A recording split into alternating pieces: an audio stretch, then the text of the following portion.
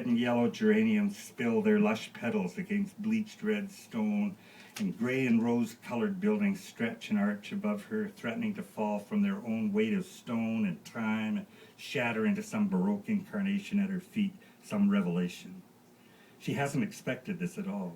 She feels breathless, a freedom she never hoped to feel, not in herself, a joy that's bigger than the self. She knew it would be different in the spring, but she had no idea Strasbourg could be transformed like this. It began quietly, and maybe that's why she is so unprepared. The small parks off the quay, I don't know, near Rue Adolphe Sebald acquired a thin veneer of green. Then, within days, as the sun grew longer and lazier in its sloppy smooching of the soft red walls, the veneer turned thick and became a bright, loud green, heavy and throaty, chuckling and snuffling with spring.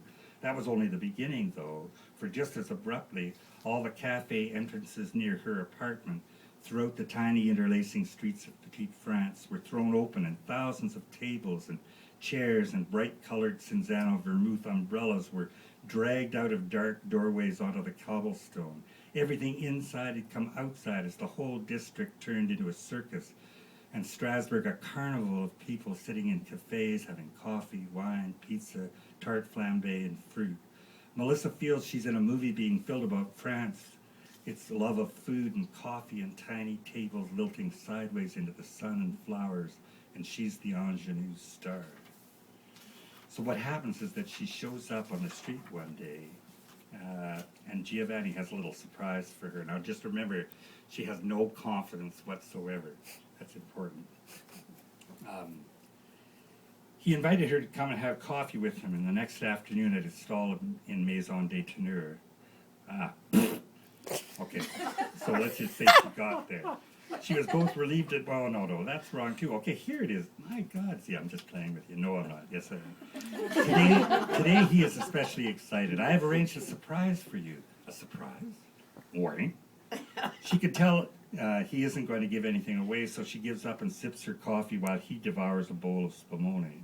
The sun is so full that she has to reach into her pack to get her sunglasses, and it is while she's doing this, just as she is looking up, that she sees her a block away, headed towards where she and Giovanni are seated. It can't really be her, Melissa thinks. She just looks like her. Her heart begins to race anyway, and when it becomes clear that the woman has recognized Giovanni and is approaching their table, Melissa knows what is going to happen.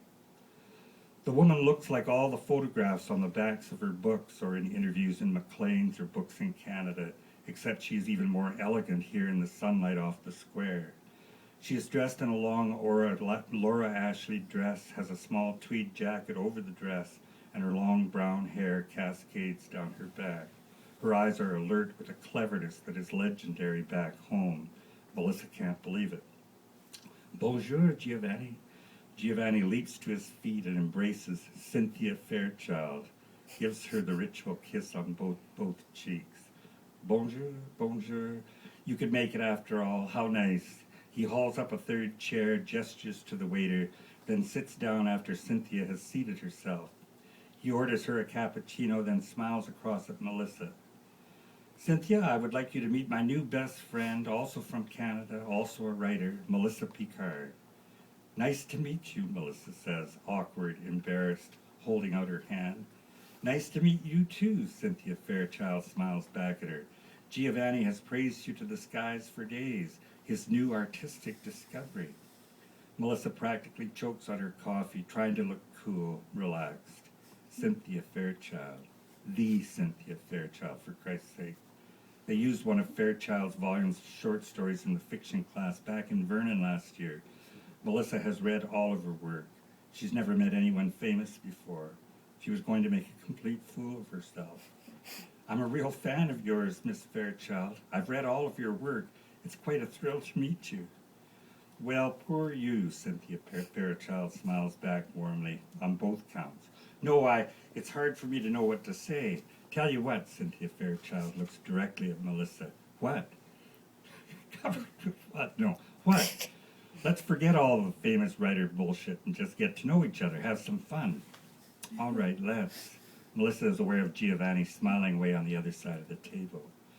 Cynthia Fairchild removes her jacket, flicks her hair back, and takes a cigarette out of a pack in her purse and lights up. Her mouth asks sideways around the smoke, looking like a still from an old Betty Davis movie. You smoke? Not often, Melissa replies, but maybe this afternoon, yes. Help yourself. Cynthia Fairchild slides the pack and matches across.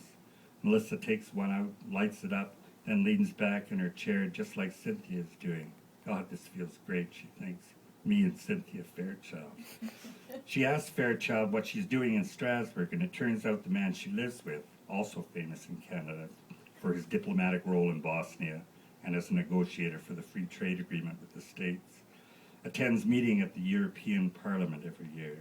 He's important, says Fairchild, especially now that all the European parties are so close to cementing a political union. She is here with him, working on a novel, taking some time off from Toronto. Melissa steals sideways glimpses. She is thrilled to think of herself sitting here yakking it up with Fairchild as if they'd been friends for years. It seems incredible. And this next sentence, I think, defines my life. She almost wants it to be over so she can go back to her apartment and savor it. When asked, she says why she is here and for how long. She tells about her flat and tries to make it sound hilarious and squalid. She exaggerates her own isolation and mistakes she's made as a foreigner, trying to sound clever and witty and sophisticated. And she even tells how she met Giovanni. She doesn't say a word about her own stories. Finally, Fairchild turns to her directly. And you're writing fiction here? Well, yes, Melissa confesses, alarmed now, out of steam. I am, actually. Stories. Published any of them yet? Oh, no, actually, I haven't. Haven't even sent any of them out. Oh, I see. Well, they're not ready yet, you know. Well, sure, I do know. Oh, yeah, sure, Melissa thinks to herself. She tries to imagine Cynthia Fairchild hesitating to send any of her work out. She's just being kind. I'm having a lot of trouble with this novel, Fairchild confesses. You are? Yeah, it's a structural thing, and I can't solve it, not quite. Maybe I could run it by you sometime. She looks up and smiles genuinely at Melissa. The problem I'm having, I mean. Well, sure, Melissa stumbles. No, that'd be great. She tries to stub out her cigarette with a practiced, casual grace, but ends up splaying it into shreds in the ashtray and burning the tip of her finger. I don't know how helpful I could be.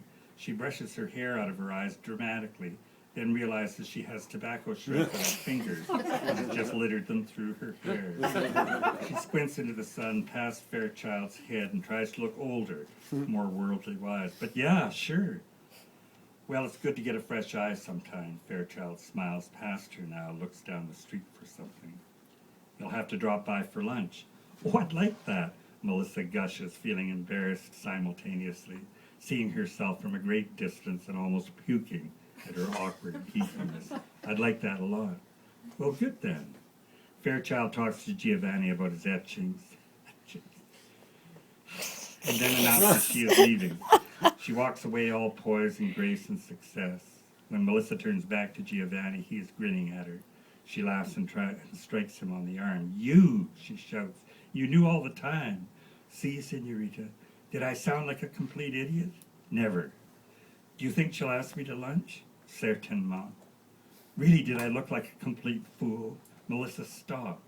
All the way back to his stall, she asks him over and over again how she appeared during the meeting. Did she talk too much? No.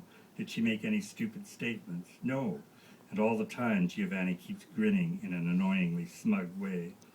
As she approaches her apartment, she's walking on air. She's filming herself from a distance. This attractive young Canadian writer, the new Cynthia Fairchild, lolling about France, yucking it up with the biggies. Ah, yes. Did you know that Picard and Fairchild actually knew one another before Picard